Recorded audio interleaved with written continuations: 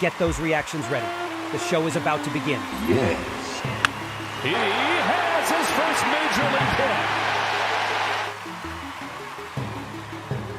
hit. Today is April 2nd, and it's Game 2 of 162 as the Yankees take on the San Francisco Giants. We've got the season debut of Clark Schmidt, Anthony Volpe racking up his first ever major league hit, and of course Giancarlo broke out the lumber. My recap and your reactions coming up next. This is NYY Recaps. Welcome.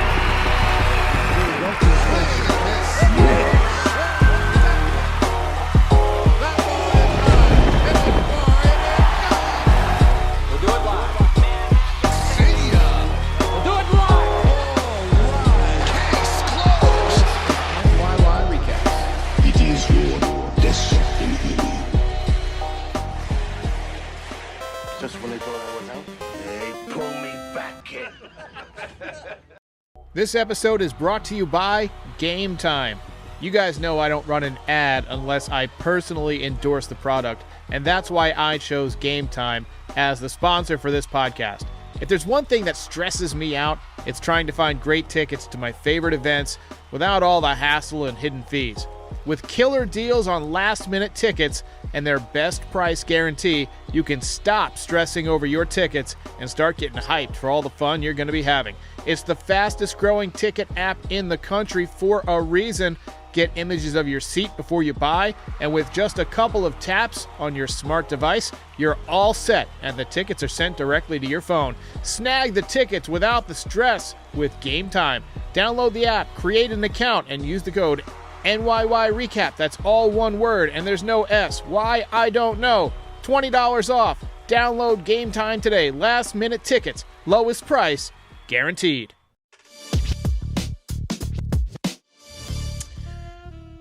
Welcome back, everybody. It's getting stormy out, and that was not the result that you want. That strike zone today was all over the place.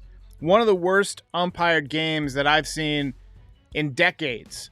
Before we get started, though, a little bit of roster news that kind of went under the radar. You may have missed it. If you didn't watch the game and you're catching the podcast later on, the Yankees designated Estevan Florial for assignment. He was removed from the 40-man roster to make room for Colton Brewer, who the Yankees just picked up in exchange for a hot prospect named cash considerations. Yeah.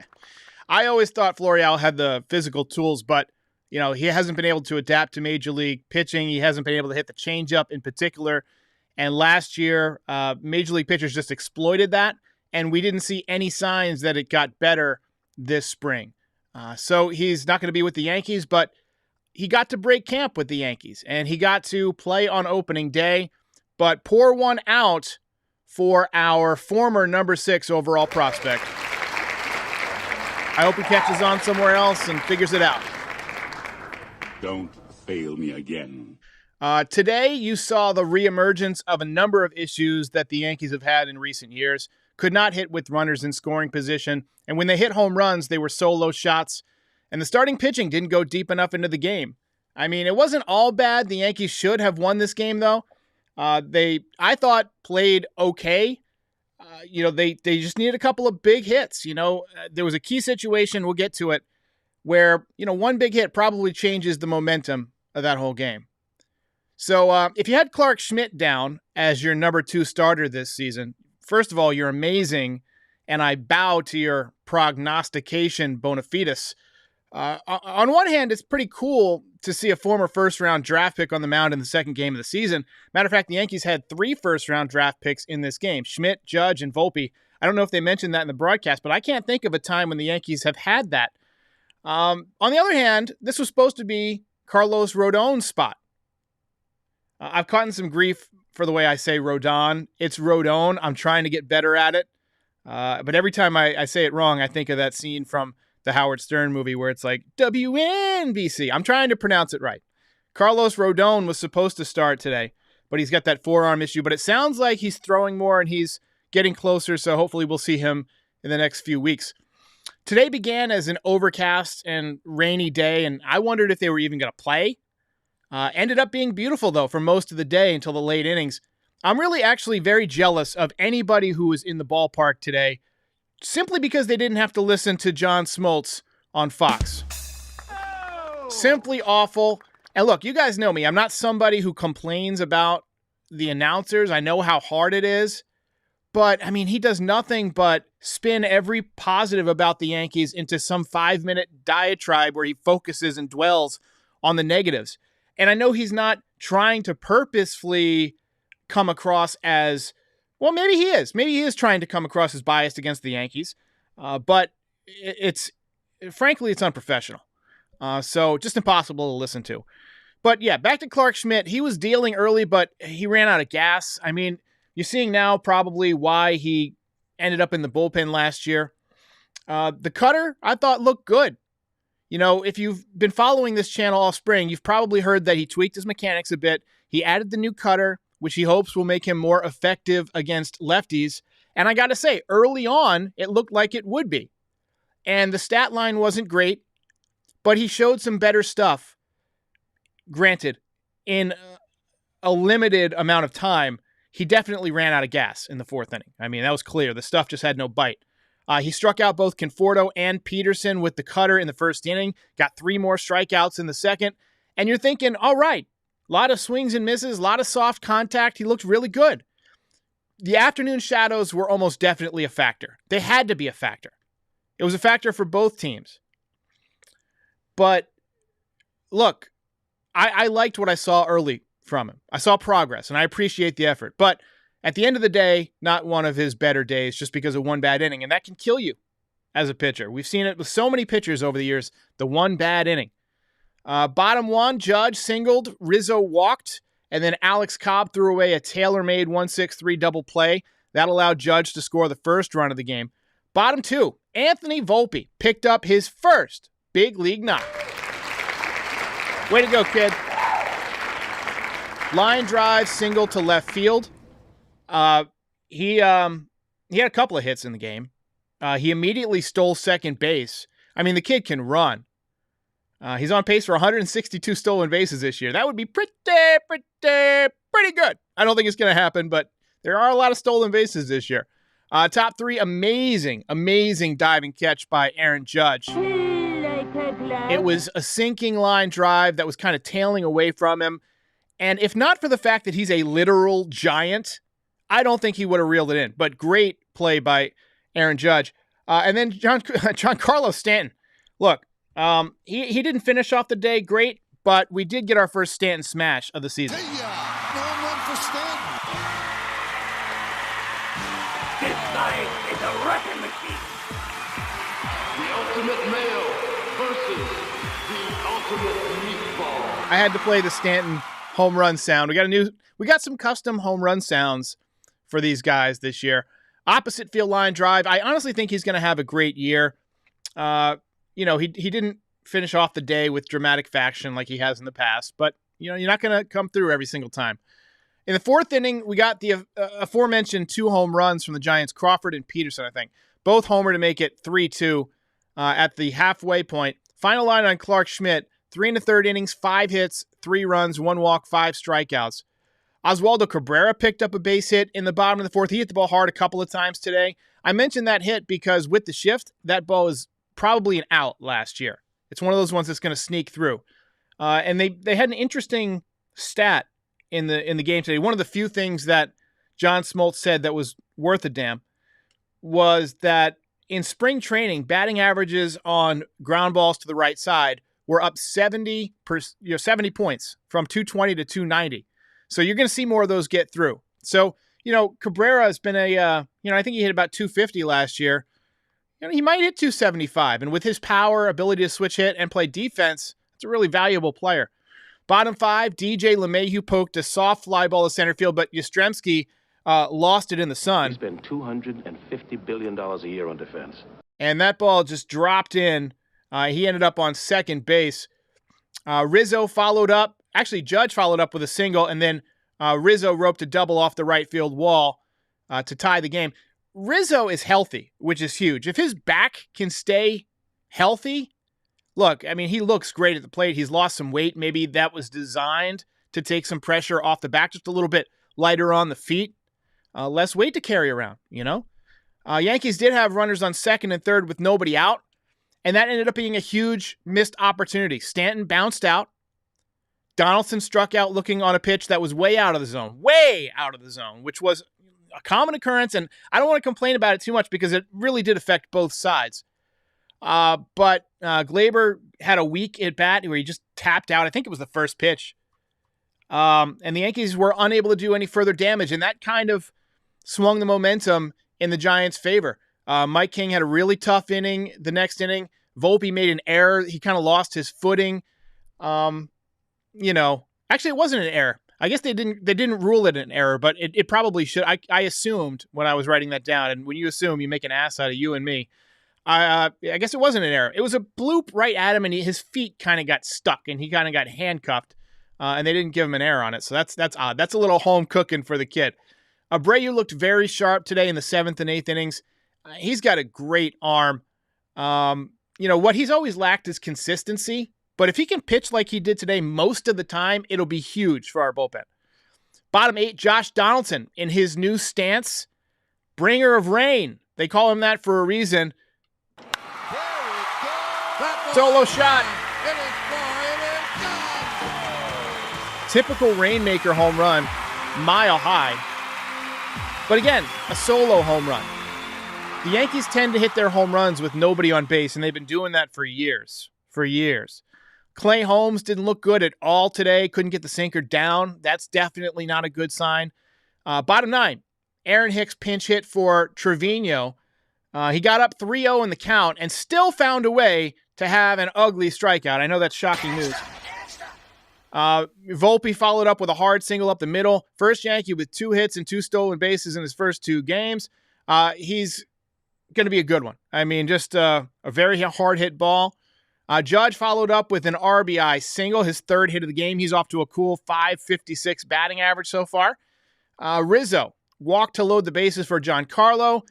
And that conjured up memories for me of the walk-off grand slams last year. Not only the one that Stanton hit, but also the one that Donaldson hit because it was in the pouring rain. And I thought, first homestand of the season, we might have that magical moment.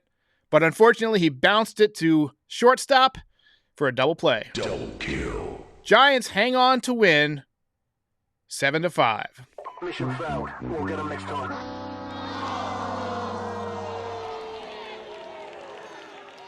Alex Crean says Volpe was 2 for 4 with a stolen base. How big of a sample size do you think it will take until he has proven he will get on base enough to hit leadoff? That's a great question. I think that they probably want to get him at least a month in the big leagues. If at the end of April, let's say the end of April, he's hitting 280 and he's got 15 or 20 stolen bases. I mean, probably not that many. But I mean, if you're stealing 1 a day, let's say he steals 10 bases. Yeah, I mean, I think that they would consider putting him in the leadoff spot. I would take 20 stolen bases in a month. I was just throwing numbers out there, but there's almost no way. DG says, why was this game at 1 p.m. today? Anyone? Bueller? I got the inside track that was because it was on Fox TV, so it was a money thing. Andrew Calabria says, unacceptable loss. I mean, look, you're going to win some, you're going to lose some. You always look bad when you lose. I feel like the Yankees could have won this game. I wouldn't go so far as to say unacceptable, although some people would say every loss is unacceptable. George Steinbrenner used to say every loss is unacceptable. So I hear you. Sam G says, Cashman has got to go get a starter. Schmidt ain't that guy. Absolutely. Hey. So I actually like Clark Schmidt a lot this season. I love the stuff he's added. I was never a huge Clark Schmidt supporter because I felt like his mechanics were inconsistent. We've talked about it a lot. He was one of those guys that and I got my lucky baseball this year, when he would release the ball, he's a 3/4 guy. So the ball's kind of this way, right? It's kind of angled. Like you look how my hand is positioned, 3/4. And when you do that, when you throw at that angle and you also fall off towards first base, which he was doing a lot, it can cause you to miss up and in as a pitcher, and that's bad. He would hit a lot of guys. You would just walk a ton of people. He's always had a good curveball. The fastball was not very effective last year.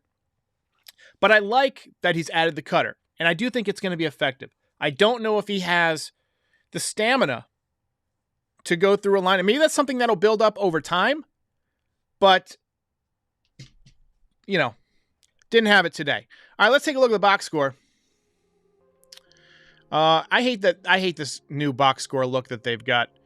It just kind of, I don't know, it makes everything too small. The three big stars of the game, they've got Brandon Crawford, Jock Peterson, and STREAMSKI. DJ 1 for 4, picked up another hit. Judge 3 for 5. Rizzo 1 for 3, couple of walks. Stanton 1 for 5 with the home run. 6 men left on base. Donaldson 1 for 4 with a home run. Torres 0 for 4. Cabrera 1 for 4. He's in the hit column finally. Trevino 0 for 3. And Volpe 2 for 4. So the only multi-hit games were Judge and Volpe. But it is a good sign that the Yankees did get 10 hits, right? But, look at the strikeouts again. 9 strikeouts. They strike out a ton. Now, you have to say that, the ump definitely caused some of that today. I mean, that umpire was absolutely terrible. But, it is what it is. All right, let's go and take a look at the highlights. We'll walk through them together here. Again, this is one where, it could have gone either way. I really felt like the Yankees had this one around the midway point. Early on, Clark Schmidt with the high fastball. This was the routine double play ball that Cobb threw into center field and allowed Judge to score. And he dropped his arm angle on that and just tried to aim it and airmailed it. That was a good pitch. That looked like a breaking ball from Clark Schmidt. This is Volpe hitting a breaking ball through the left side for his first big league knock. Nice swing. Get it framed, kid. See his parents celebrating. So much fun to see. This is a little later on. Bloop to center field. And Aaron Judge with the dive in play. That's a tough play. It's kind of sinking and tailing away from him. And again, he's a tall guy. He needed every inch. And then Giancarlo Stanton, opposite field, line drive, home run. Probably not a home run in many ballparks, but we didn't play in many ballparks today. We played at Yankee Stadium. 112 mile an hour exit velocity, 370 feet. A little later on, Clark Schmidt. This was down below the zone. Nice piece of hitting there by Peterson to go down and get it. He just barrels it up. And this is later on, Crawford. This was just a bad pitch. 92 mile an hour cutter right down the middle on 3-0. And they do like to swing on 3-0. And there was no doubt about that one into the bleachers. This is a little later on. This is DJ blooping one to center field. And over Yastrzemski's head. He gets into second with a double. This was Rizzo ripping one hop off the right field wall. Maybe a couple of hops. And this was kind of a bad luck play. Gets an awkward swing, Mike King there. And just no play to make. This was the home run from Donaldson. That's made it close. I made it 5-4. And then a little later on, a little editing mistake there. We had some dark skies, and then Judge with the base hit to bring in the Yankees' 5th run. But that was all they would get, unfortunately. This one, again, brought to you by Game Time. All right, let's get some more of your comments here. Junior Karoma says, tough loss, man. Absolutely. Hey. Isai, the chef, says, how was that ball 370 feet if the wall is 315 and the ball was only 3 rows up? So what it does is it measures kind of the angle of how far it would have gone if the seats weren't there, I believe. It's like I think they call it a projected distance, actually, rather than an actual distance. You got me. StatCast has had some weird ones. I remember there was one that Aaron Judge hit in Seattle that I literally thought might leave the planet. I mean, it went to the last row of the upper deck. And they said it went like 415 feet or something ridiculous. And it was 470 if it was an inch. Dr. Hitskin says, Giants actually look legit. I agree. They look good. They look good. Let's see here. Sean Browning says we have to win tomorrow. Well, you definitely don't want to lose the opening homestand at home. Miguel Castro says Clark needs to learn how to pitch to lefties a little better. Robert Ryan with the comment of the night. Schmidt happens. Oh! I love Yankees fans, man. I love Yankees fans. Game over, man. Game over. I gotta get out of here.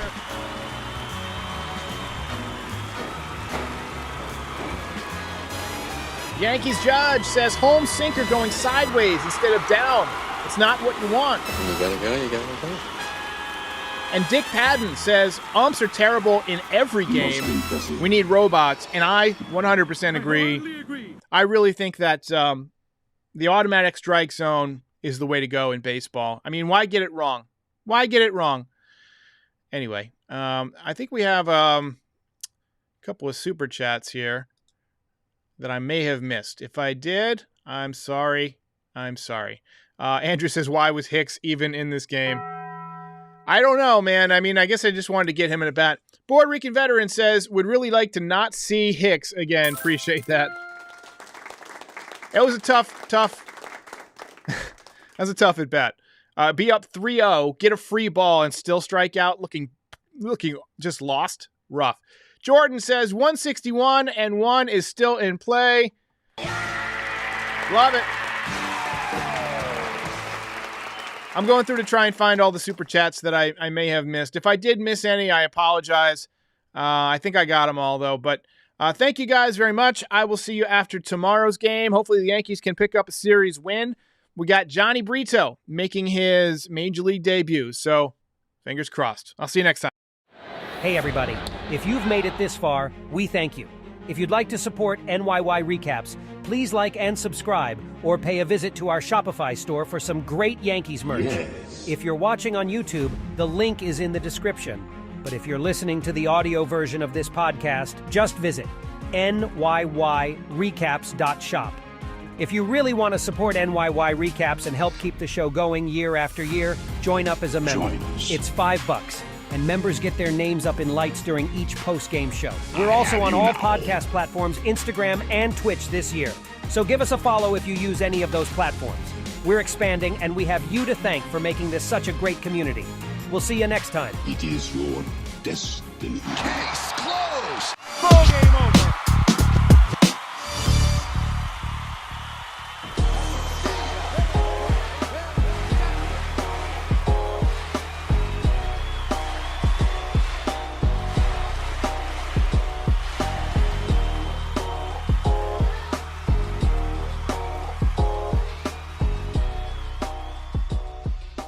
Most impressive.